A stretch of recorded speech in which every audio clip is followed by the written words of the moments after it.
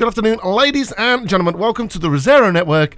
I am Dan Webb, and I'm joined by Matt Lorigan. Hi, Matt. How are you? Hi, Dan. I'm good. We're going to look at some Ori and the Will of the Wisps. We are. This is, of course, the sequel to, I'm not even sure what year it was now, but the Ori and the Blind Forest. 2015? 2015? No, it was earlier than that, wasn't it? I think it was 2015.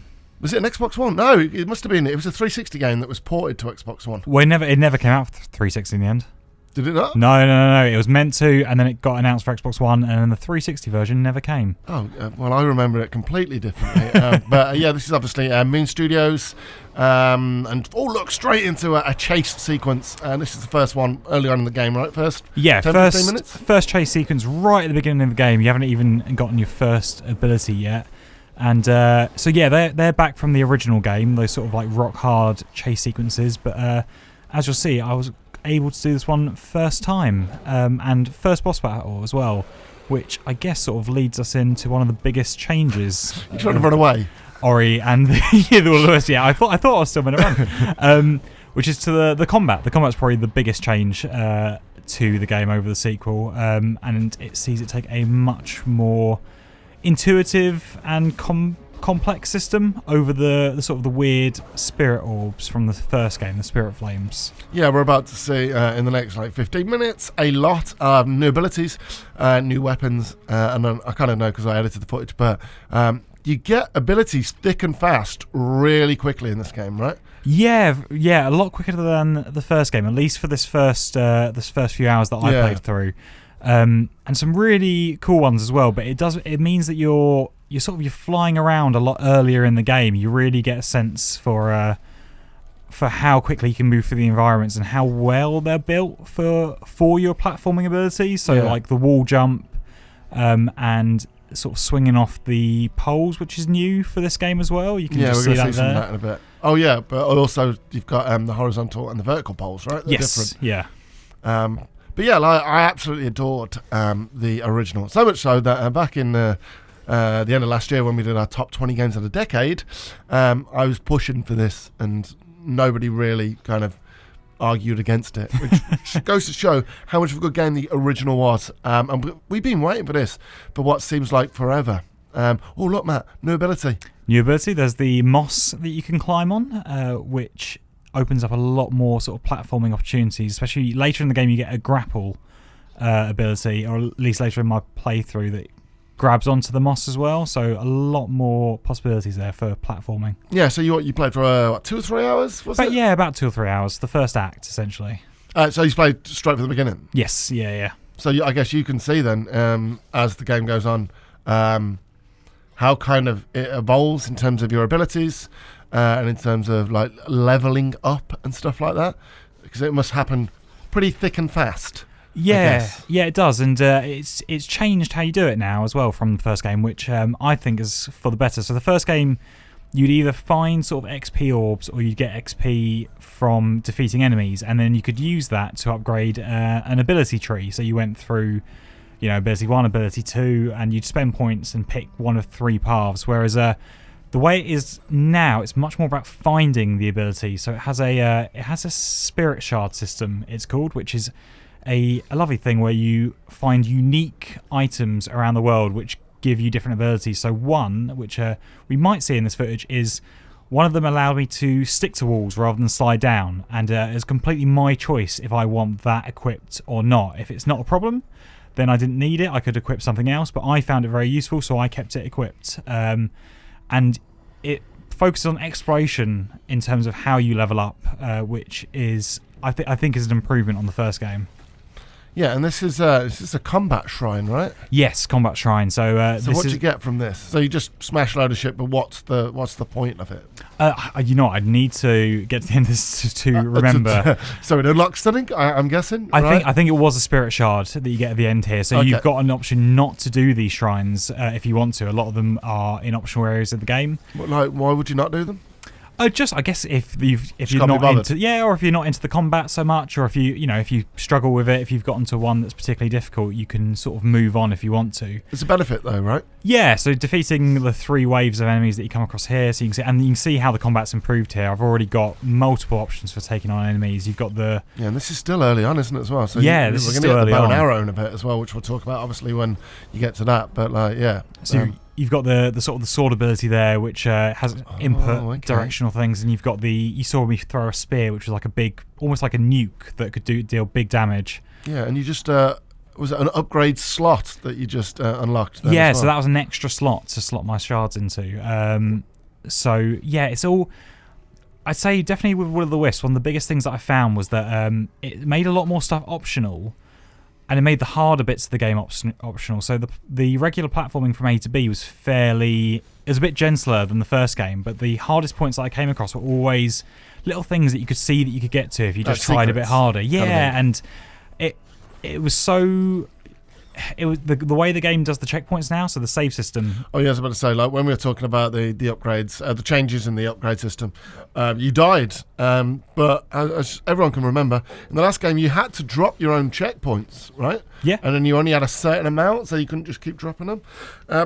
That's done, mate. It's gone, right? And now, also that's the other vertical kind of. Yes, yeah. That's move. one of the other bits of platforming there. But yeah, now if you die, it's an auto checkpoint, right? Yeah, completely, and Which it removes an element of strategy from the game, I guess. I think it's going to be the most controversial change to the game, because it did make the first Ori game quite unique. Yeah, right. The way that you could set your own checkpoints, and the way that you had to sort of risk reward it. Do you use that the blue bar to set a checkpoint, or do you use it to use an extra ability or an extra attack? But I think at the end, I thought about it quite a lot, and I think it's a move for the better at the end of the day. I found myself a lot less frustrated by the game. At no point was I frustrated playing Ori and the Will of the Wisps, whereas with Blind Forest, occasionally I'd hit a point and I'd be like, oh god, I forgot to put a save point down for ages, and now I've got to redo that entire section.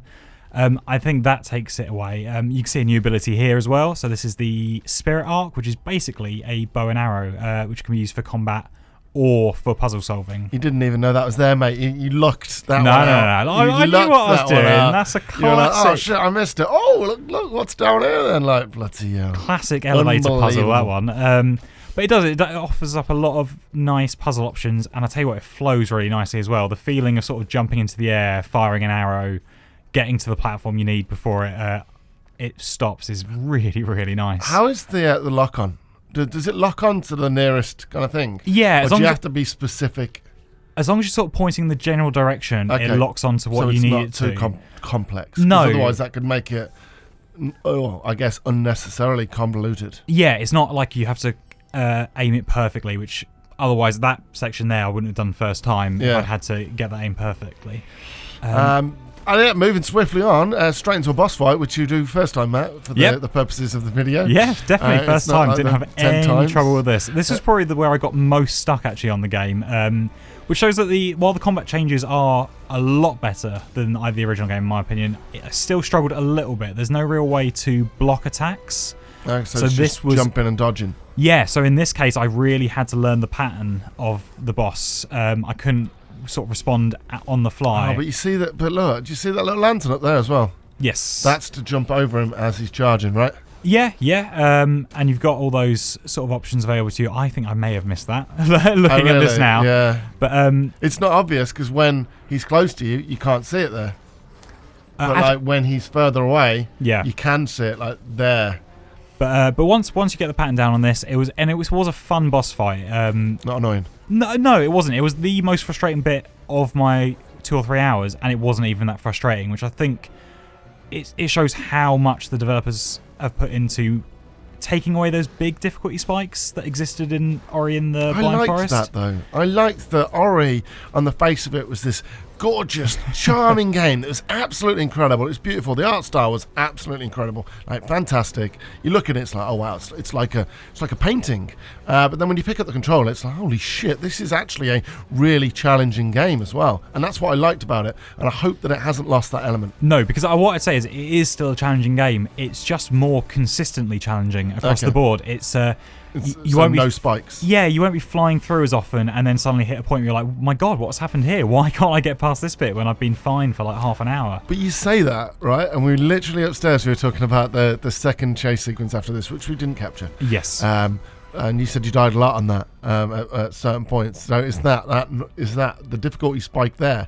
It is. I think the chase sequence are always a bit of a difficulty spike. Well, yeah, especially in the last one. Some of them were like, you had to get it perfect. But that was the whole thing. It was pixel perfect platforming. Whereas right? this one was a lot better. There was one point I struggled with a bit. And honestly, it's probably because of my colour blindness. And there was a bit of colour coding that I struggled with. Oh, okay. I think other people would have had a lot more of a chance to do it first time than on the previous chase sequences on the older game. But here you can see some more of the... it's getting more and more complex as you go on, which is great, because that's what Ori is to me. Ori is this like, oh, this is lovely. You're playing a piece of art, and then it's like, holy shit, this is hard. Yeah, and I like that balance, and I like the kind of... I don't know, it's just a weird... We're not used to that. Something so cutesy and like charming is actually... rock solid. Yeah, and you can see there as well, that was a harder bit of platforming there that I didn't have to do, but I did to go get an item, and that's a really lovely part of it. You can see you got the bash ability here from the first game coming into play. But yeah, I think it is still challenging, but one thing you won't notice here either, if you only remember the first game, is how much more fluid the animation is on Ori and all the other creatures. The first one had brilliant animation, but it was it's sort of a bit more stuttered, a bit more like stop motion-y.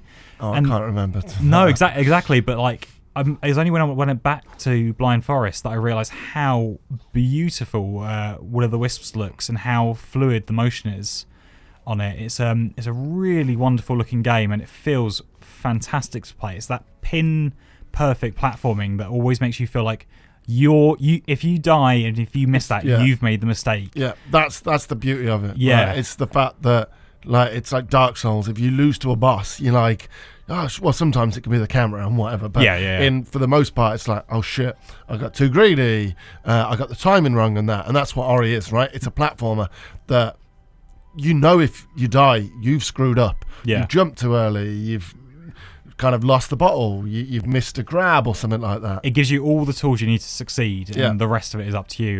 You can see here, actually, this is a village area, which is already quite a big disparity from the first game, because there's characters, there's people to chat to, which is you spent most of your time in Ori very isolated. Because like side missions and stuff, right? Obviously, there's like people to upgrade stuff, but there's a side mission that you picked up and stuff like that. Like. Yeah, so there's characters who will ask you to do little things. So one of them asked me to go find a compass at one point. Another one asked me to build them a house. And there's a new collectible in the game called Ore. You bring that to one of the blokes in this village. He'll build houses for people. He'll build things. And only playing obviously the first couple of hours, I don't know how that filters through to the end of the game so much. Like what sort of impact that will have. But it feels like the sort of thing that will mean that you're getting more abilities for doing these side quests, more sockets, more spirit shards, things like that. You can see here all the stats that the game is tracking, stats, right? Which is really lovely.